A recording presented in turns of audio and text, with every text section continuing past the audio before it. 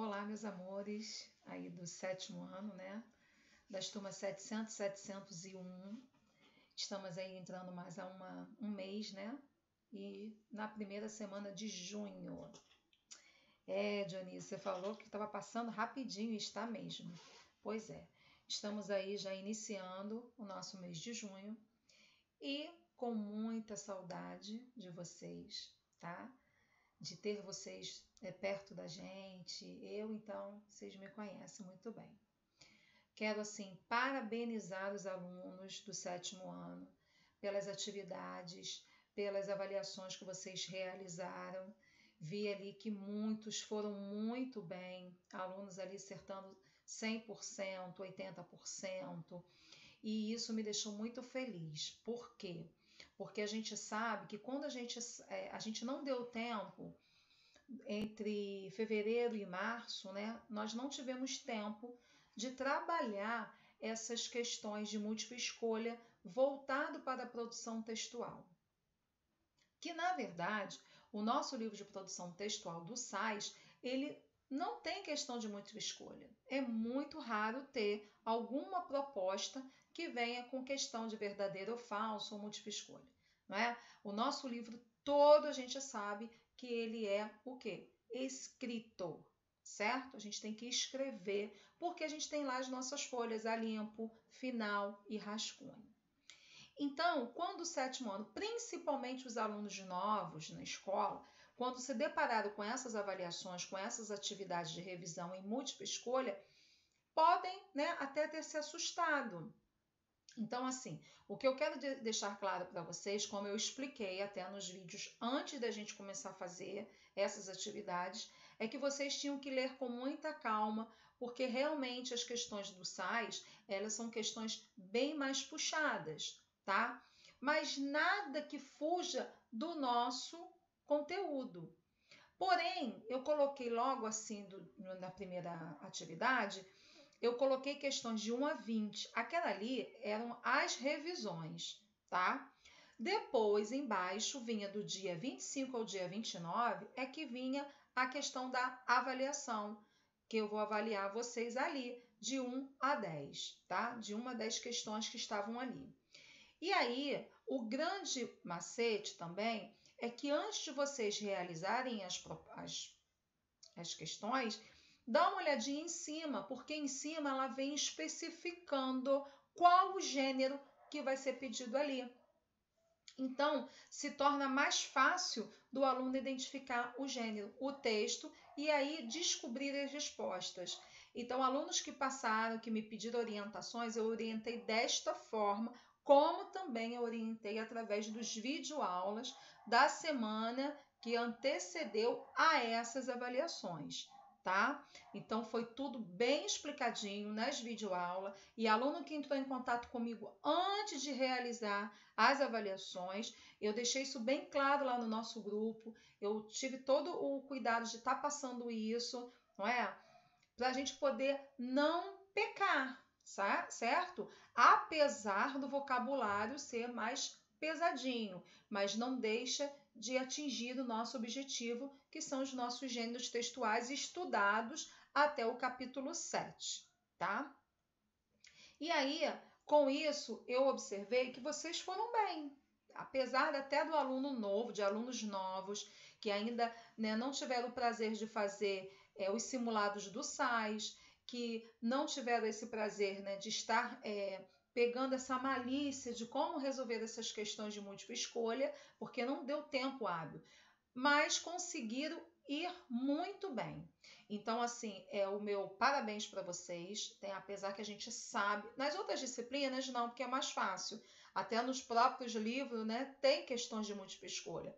História, geografia, filosofia, a própria matemática traz muito questões de múltipla escolha no livro, e produção não, né? Português também tem bastante, e produção não tem. Então, se tornou um pouquinho mais complicado, não que esteja difícil, tá? Não é que estava difícil, é que estava bem mais elaborada, e aí teve que pegar toda essa malícia aí de como resolver as questões de produção textual. Mas, de um modo geral, vocês foram muito bem. eu estou muito feliz e quero parabenizar vocês, mais uma vez parabenizar os pais, tá? Por todo o carinho, que também quando o aluno não entende, o pai também me chama, né? A mamãe chama lá e a gente conversa e tudo fica mais esclarecido e aí ficam mais calmas também. Eu entendo, né, as aflições que nós já estamos passando e ainda ter que sentar com o filho e orientar e ajudar, não é? E aí foi onde foi questionado esse vocabulário muito puxado, né? Mas eles conseguem, tá? Eu confio no potencial dos meus alunos, eu confio muito no potencial da escola, no nosso aprendizado, da nossa forma de ensinar aos nossos alunos. Quando eu digo da nossa escola, eu digo, né, da minha escola que eu trabalho e eu digo dos alunos, né? Porque assim, desde lá da creche, a gente faz esse trabalho realmente bem mais puxadinho para séries que vierem depois, tá? Então a gente assim não é a gente não trabalha com conteúdo engessado, né? Nada disso. A gente sempre traz em questões do simulado até, quando os alunos começarem a fazer também, que vai ver que traz questões até que o aluno, por exemplo, o aluno está no 6º ano, ele vai ver questões do 5º. O aluno que está no 8º, ele ainda vai ver questões do 6º e do 7º. Porque a gente sabe que com a nova BNCC, o que faz, né, gente? Ele faz o quê? Isso aqui, ó, né? Ele faz isso. Por quê? É uma espiral. Não adianta só, não, se a gente está trabalhando só esse gênero, vamos ficar só nesse gênero. Não, não é assim, não é? Então a gente sabe que com as novas regras da BNCC, os conteúdos passam a ser espiral. O que é isso? A gente vai, volta, conteúdo novo, vai, volta, conteúdo novo. Entendeu? Para poder sempre aquilo ali estar bem fixado na mente dos nossos alunos e no aprendizado. É assim que a gente trabalha até eles chegarem lá no 3º ano do médio para fazer o Enem, tá bom? Bom, então vamos à correção, não é isso? Da nossa atividade que eu deixei para essa semana. Essa atividade se o aluno prestar atenção, estava até lá nas nossas atividades digitais também do SAIS. Então aqui a gente traz, ó, Senhor Prefeito, junte-se a nós na luta contra a dengue e sua participação é fundamental. Traz esse texto, não é? A dengue é um dos grandes desafios que enfrentamos na área de saúde no Brasil, mas felizmente é possível controlá-la. Para isso é necessário que os governos estaduais e municipais e o governo federal trabalhem juntos. Nesse sentido, a sua atuação como prefeito é fundamental. Organize mutirões envolvendo líderes comunitários da sua cidade para lutar contra a dengue. Aí tem aqui o site e há todas as informações necessárias para auxiliar, inclusive com materiais para download e do uso livre. A mobilização social é a chave para o sucesso no combate à dengue. E aí nós temos aqui o texto, exemplifica um gênero textual híbrido entre carta e publicidade oficial. Dionísio, mas você não deu carta. Ué, mas nós trabalhamos lá no 7º ano e a gente viu muitos textos parecidíssimos com esse gênero, tá? E em seu conteúdo é possível perceber aspectos relacionados a gêneros digitais. Considerando a função social das informações geradas no sistema de comunicação e informações presentes no texto, lembre-se, interfere-se que nós temos a utilização do termo download, indica restrição de leitura de informações a respeito de forma de combate à dengue. Não é isso que a gente está perguntando, né? A gente está perguntando o seguinte, considerando a função social, tá aqui, ó, de transformações, tá vendo? Geradas nos sistemas de comunicação. Então, aí nós temos, letra B, a diversidade dos sistemas de comunicação empregados e mencionados reduz a possibilidade de acesso às informações e a respeito do combate à dengue. Beleza, começou até a falar essa questão aí de comunicação. Questão C, a utilização do material disponibilizado para download no site. A letra D, a necessidade de atingir públicos distintos se revela por meio da estratégia de disponibilização de informações empregadas pelo emissor, tá?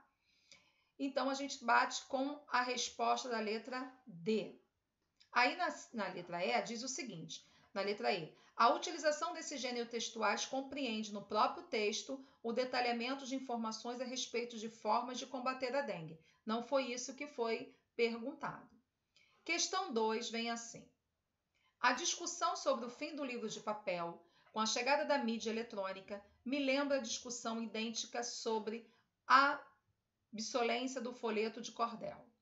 Os folhetos, talvez, não existam mais daqui a 100 ou 200 anos. Mas mesmo que isso aconteça, os poemas de Leandro Gomes de Barros ou Manuel Camilo dos Santos continuarão sendo publicados em livros, em CD-ROM, em livros eletrônicos, em chips quânticos e sei lá o quê. O texto é uma espécie de alma imortal, capaz de encarar em corpos variados, página impressa, livro em braille e folheto, coffee book e cópia manuscrita do arquivo PDF. Qualquer texto pode ser reencarnar nesses e em outros formatos. Não importa se é Moby Dick ou A Viagem a Saruê e se é de Macbeth ou o livro de piadas de Caceta e Planeta. Muito bem.